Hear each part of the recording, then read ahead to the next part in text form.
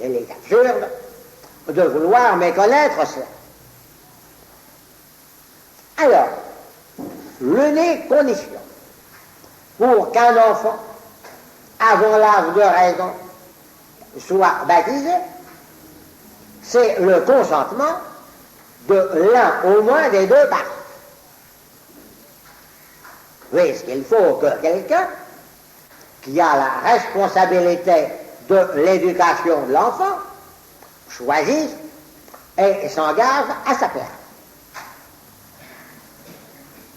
Et c'est pourquoi l'Église interdit absolument de baptiser un enfant qui n'a pas l'âge de raison sans le consentement de l'un au moins des deux parents.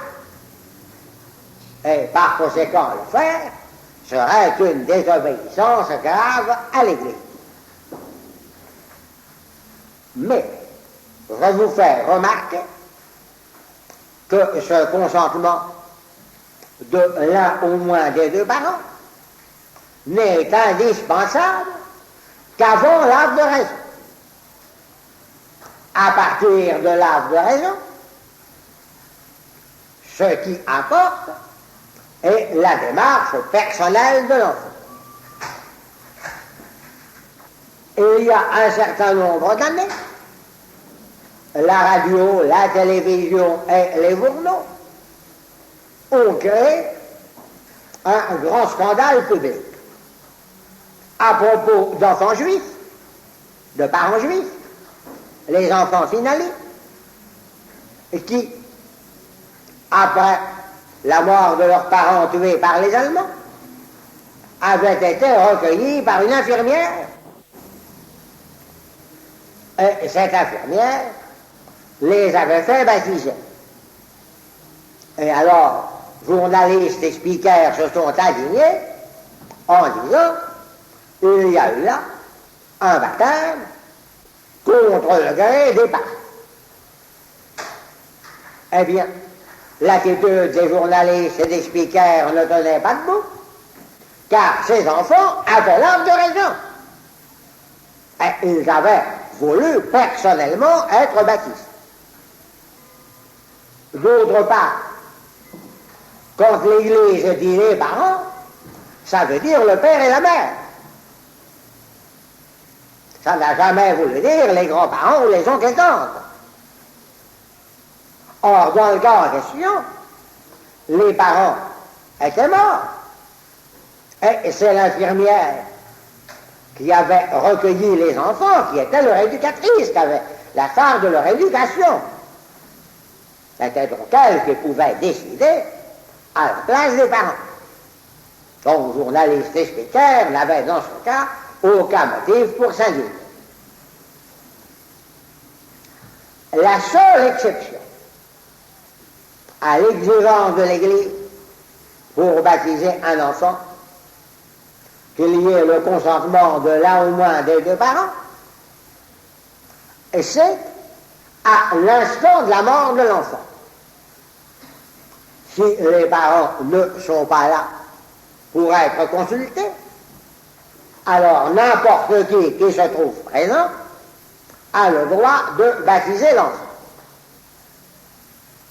Mais à ce sujet, il y a eu de graves équivoques. En disant à l'instant de la mort de l'enfant, j'ai traduit l'expression latine in articulo mortis. Littéralement, à l'article de la mort. Or, souvent, on l'a traduit en danger de mort. Cette traduction est fausse.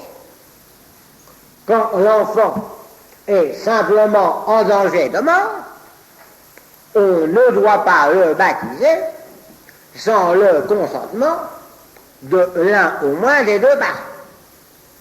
Car il n'est pas sûr que l'enfant mourra. Et s'il ne meurt pas, il serait très grave qu'il soit baptisé contre le gré de ceux qui sont responsables de son éducation. Et in articulo mortis ne veut pas dire en danger de mort, mais veut dire si on se trouve là, au moment même de la mort de l'enfant. Pour baptiser un enfant, l'Église exige des parents l'engagement qu'il sera instruit de la foi quand il en aura l'âge, c'est-à-dire pratiquement qu'il sera envoyé au catéchisme, car le cas où les parents pourraient se charger eux-mêmes entièrement de cette instruction est un cas assez exceptionnel. Et si les parents refusent cet engagement, on ne doit pas baptiser l'enfant, car on ne doit pas, par le baptême, lui donner une foi qu'il ne sera jamais instruit, dont il ne connaîtra jamais le contenu. Et l'enfant ne sera jamais amené, dans ce cas, à une démarche personnelle de foi pour ratifier ce que ses parents ont fait pour lui. Mais, si les parents acceptent l'engagement d'envoyer l'enfant au catéchisme quand il aura l'âge,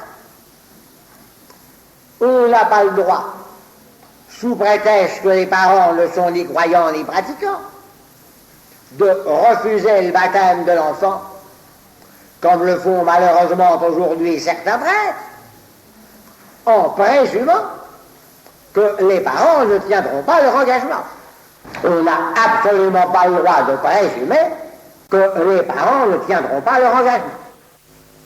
Chose dans le cas où ils auraient déjà pris cet engagement pour un enfant précédent et ne l'auraient pas tenu.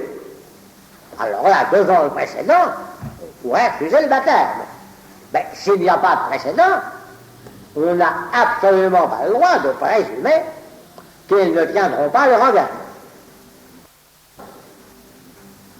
Toutefois, quand il s'agit de parents qui ne sont ni croyants ni pratiquants, comme il y a à craindre que le baptême ne soit pour eux qu'une formalité sans signification religieuse, l'Église aujourd'hui leur demande, avant de baptiser l'enfant, de suivre un certain nombre de séances où on les instruit de ce qu'est le baptême et de sa signification religieuse, de façon que leur demande du baptême de l'enfant soit faite en connaissance de cause.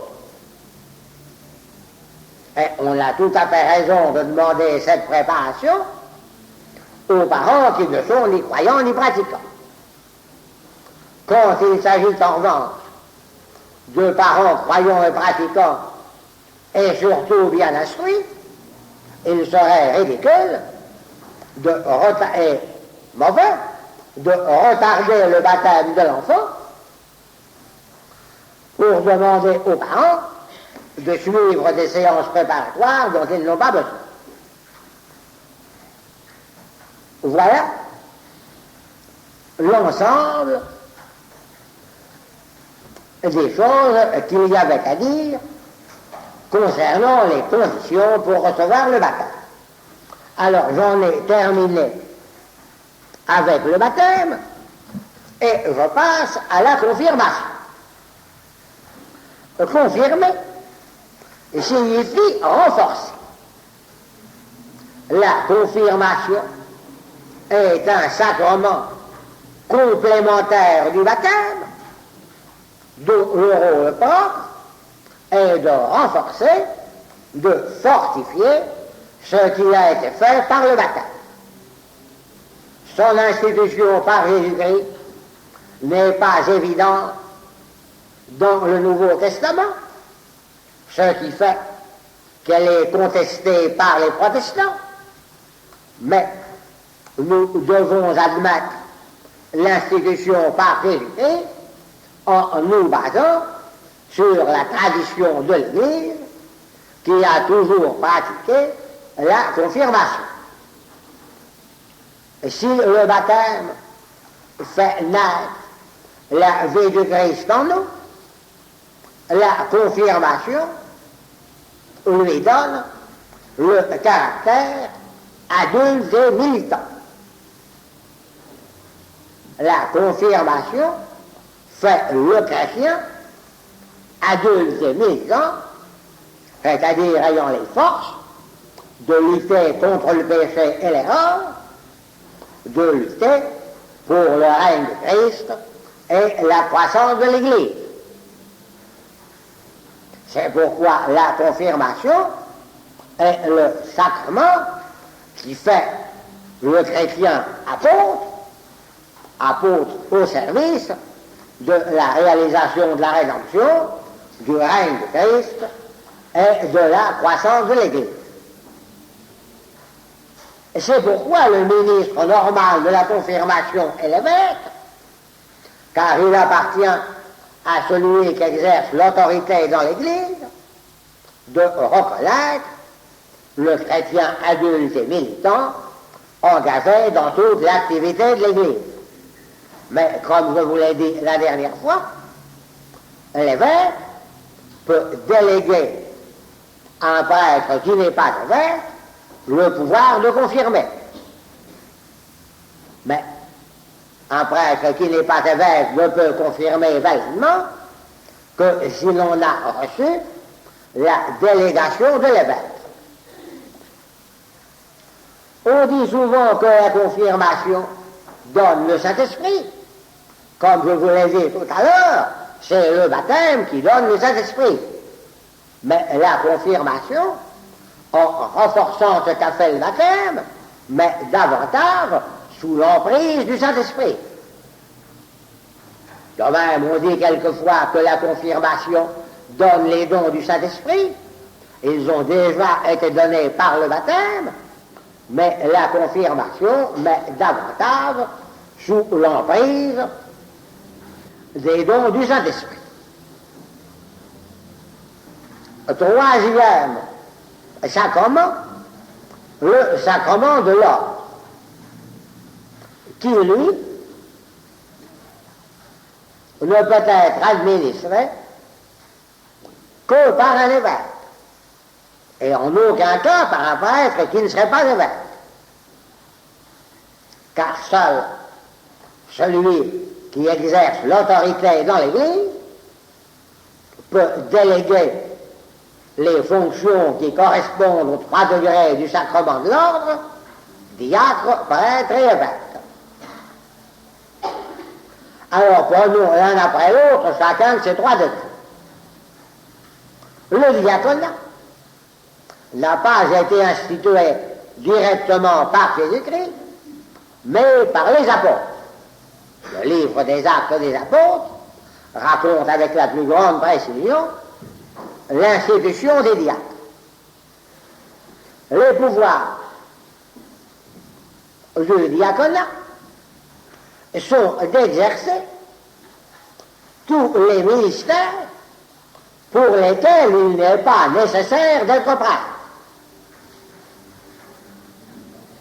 La distribution de la communion et la portée aux malades est un ministère propre du diaconat.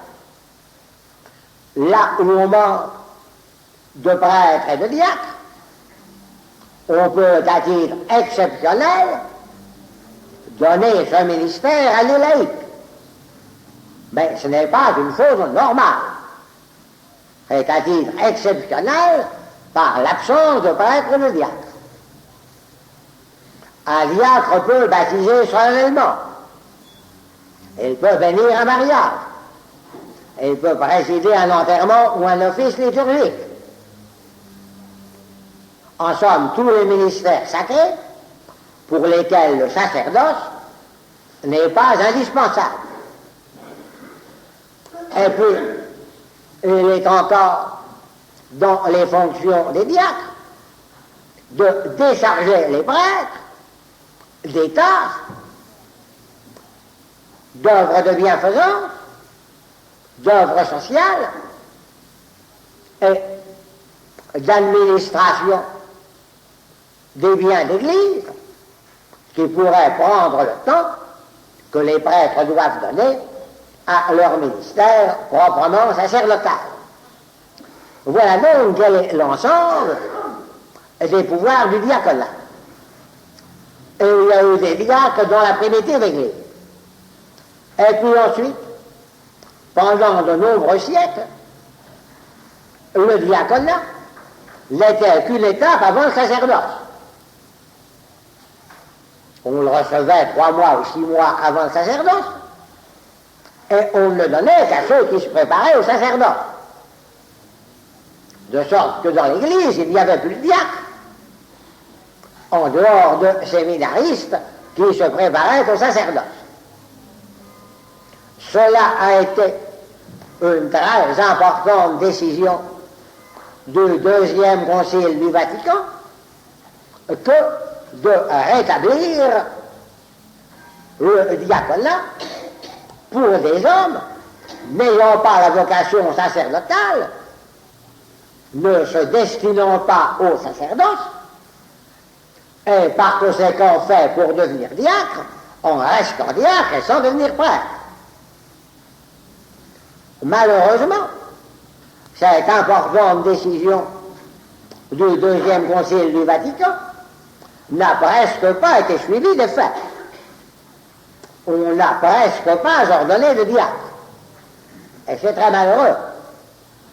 Si on avait ordonné des diacres en grand nombre, il n'y aurait aucun problème pour la distribution de la communion, et il n'y aurait pas à faire appel pour cela à des laïcs. Il est extrêmement souhaitable qu'on obéisse au concile et qu'on se décide à ordonner des diacres en nombre suffisant.